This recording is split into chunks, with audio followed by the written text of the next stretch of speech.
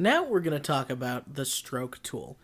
And I know we've covered the appearance palette before, and we kind of showed that you can make stroke large or small and change its color, but there's a lot more you can do with strokes in Illustrator that I think is pretty important to cover, and it's all with the stroke palette. Now, I kept the old document open here just so we would have an idea of what it's like to just kind of clear everything if we're just fooling around and don't want it anymore. I just hit Command A, hit delete. You can see, remember we locked that background, and that is what? Command Option 2, and then delete, and we have a clear document ready to take on our next challenge. Now, here's the stroke palette over here. I'm going to take it and just pull it off. And you can see I am showing my options, so go to see how drastically different it is. I'll hit show options here and really look at everything we can do with strokes. This is going to be pretty simple. I'm just going to create a circle. And I'm going to give it a stroke. And here in the stroke palette, I'm going to turn it up really high, say 20. And this is so we get a good look at what our stroke palette can do. We're also going to take a square and a star. And the reason why we're doing that is you'll be able to see a lot of different things very quickly. The first thing we're going to tackle is the caps inside of Illustrator. So the three types of caps you have are butt caps, round caps, and projecting caps. Kind of weird, but really the best way to show you is to have a path that is incomplete, because that's what caps affect the most, the end of incomplete paths. The default is a butt cap. Feel free to laugh to yourself if you're feeling extra immature today. And it's basically just your square end, right? It just cuts off wherever the path ends. Now, if we look at projecting cap, you can see the cap will extend past the end point of the path. It's projecting itself forward. Finally, if we see a round cap, it gives us a lot more of almost like a marker or crayon type feel where it rounds off the end. But if you look here, you can see it's going again way past what the end point is. Next is our corners. The corners can be really shown with the square and the star. The default is a miter joint, which is essentially those corners meeting in the natural corner fashion where they both kind of intersect. Finally, you can round the joint, right, which is a lot more pleasant to look at if you're trying to go for a softer type of effect. The last one is the bevel joint, which will kind of generate some interesting things. Now let's look at the star here. Let's zoom in on our star here so we can see exactly what that did. Not only did it seem to cap all of our edges, but it added these extra caps inside the edge too. Selected here is the round. Round inside, round outside. Here's the miter. Pointed inside, pointed outside. And here's the bevel. Flat outside. And 1, 2, 3, 4, 5 flat insides. Next is stroke alignment. And stroke alignment basically says where we want the stroke positioned. So we can put a stroke on the inside, right, where the edge of the object is the outermost bounds of where strokes go. The default is not outside. The default is center. So half the stroke sits inside the object and the other half outside. Inside, the outer edge is the limit. And finally, outside, you guessed it, the stroke is entirely outside. You can see what this looks like when we don't have a completed path. They're just not available, right? There's no inside or outside to an incomplete path. And you can see our circle, inside, outside, center. The next thing I want to talk about is limit, right? So here's our miter joint. Now say we have a meter and we say it's outside. Well, now we have this limit number here.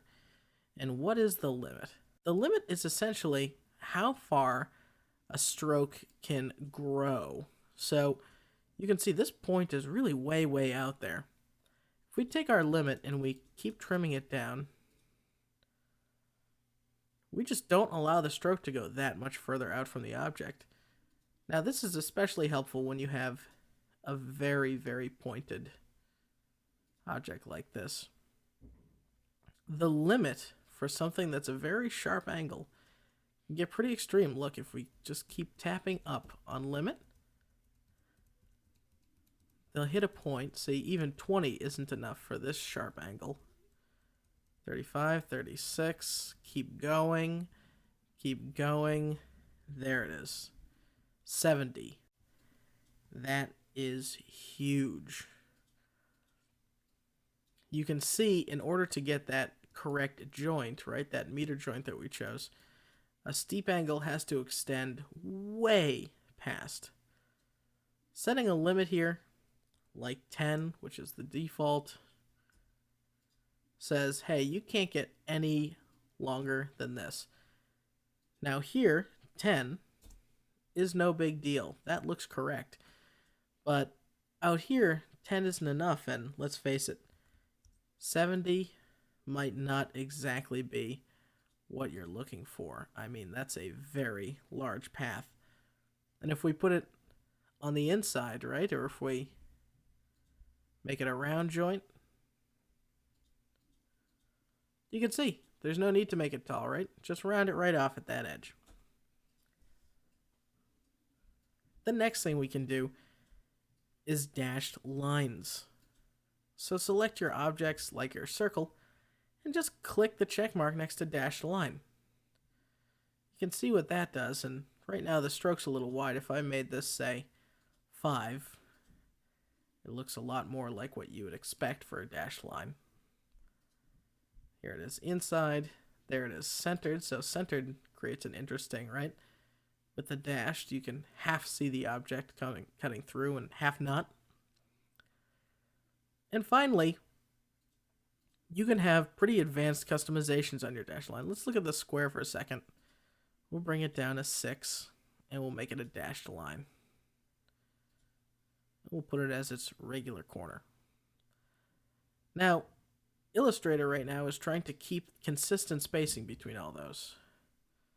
But we can select our square, and if we center it, its default, we can choose align dashes to corners, which creates a much more pleasing shape. Right here doesn't make a whole lot of sense. We'll center it and align to corners. You can see what that does for the star. There's a lot of different things you can do with the dash palette, as well as taking the dash and saying, I want 30-point dashes, which would allow me to go a little bit thicker. I want 30-point dashes, and then I want 20-point gap, and then I want a 40-point dash, and I want a 10-point gap, and then I want a 60-point dash. Here's a pretty interesting looking pattern that we've created.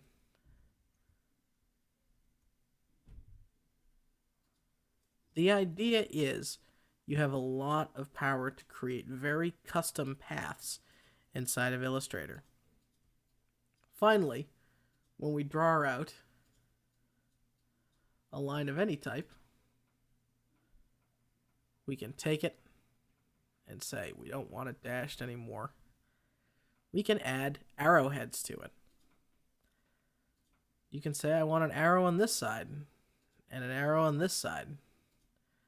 And you can change which arrow you want on each side. Maybe over here we'll do a pointer finger. And over here we'll do just a little star. And then for each of our arrowheads with our line selected, we can say the star should be really big or real small. And that hand, it's way too big. I want that much smaller. Then we can choose how we want them aligned, the very end of the point. Or do we want them to end where the point ends? The last thing we can do with strokes is pretty new in the newer versions of Illustrator. So I have Illustrator CS5 here, and this is called Beautiful Strokes. Beautiful lines and the lines tool have gotten so advanced over the years, and I'm going to take off the fill so we can just look at the line. We have this thing here called profiles, which allow us to pick what kind of line we're making. You can see pointy in the ends, fat in the middle. This one will have a bend to it, and we can crank up the size so you can see it a little bit better. There's the fat to skinny. Here's one with like a bevel to it. Here's one that's almost a teardrop or a line of some sort. Lots of different looks. But let's go back to just the uniform path. If we come over to our tools palette, here is the width tool. And this is what I'm talking about when I say beautiful lines. What I can do is I can grab a piece of my line and pull it out with the width tool or shrink it in. And then over here, I want to really pull it out. And then I might decide that at the end, this path is going to get real big. Over here, it's going to be big too. And right before the end, it's going to get super squished down. Now this creates a new profile, and I can hit the save button here. Call it something like crazy. And then save that as a profile. So anytime I go to make a line, I can come and pick my crazy line, scale it up,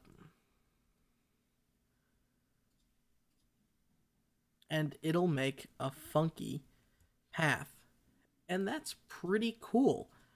That allows you to do a lot with just lines alone now, right? You don't need to necessarily have fills. Now, when dealing with lines, the last thing you have to remember is that they're just lines. You really need to have a stroke and a fill to make a complete path, because lines, you're really not able to do much with them. But here's a little secret tip before we go and start tackling our next lesson. You can take all your lines, like this circle or even one of the crazy lines. We're going to select them both. We're going to go to Object and Expand Appearance. Now, this one didn't take, and sometimes it doesn't, so we'll just go to Expand and we'll hit OK. What did that do? Well, check it out. If we hit Command Y, this is a line, this is a line, this is a line, even though we know that they have these different strokes. But up here, this is now an object. And the stroke, look at this, it's a group.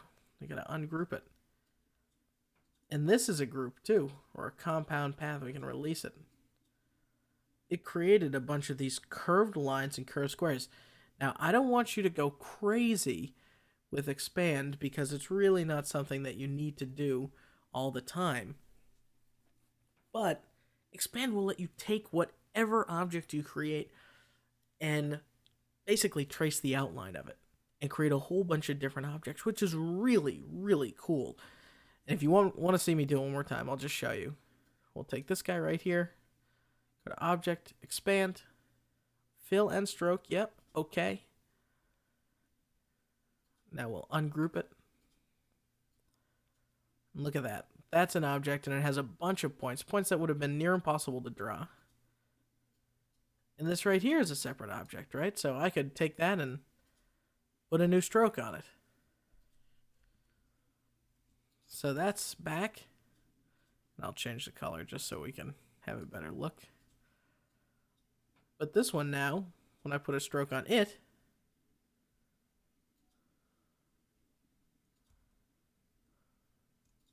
goes around the whole thing, right? Because it's traced, it's outlined. So, expanding, tracing, outlining, there's a million things you can do with the stroke palette and expanding in Illustrator. The possibilities are endless, and you can see it doesn't take a lot of time to create those things, which is very important when you're on a deadline or you need to work quickly. So that's all the crazy stuff you can do with lines in Illustrator. I'm going to take this file and save it as is and just call it stroke inside of the lesson file. That way you can see it and play around with it. Next time, we're going to be dealing with the symbols palette, something that's even cooler than what we just dealt with. So stay tuned, it's going to be great.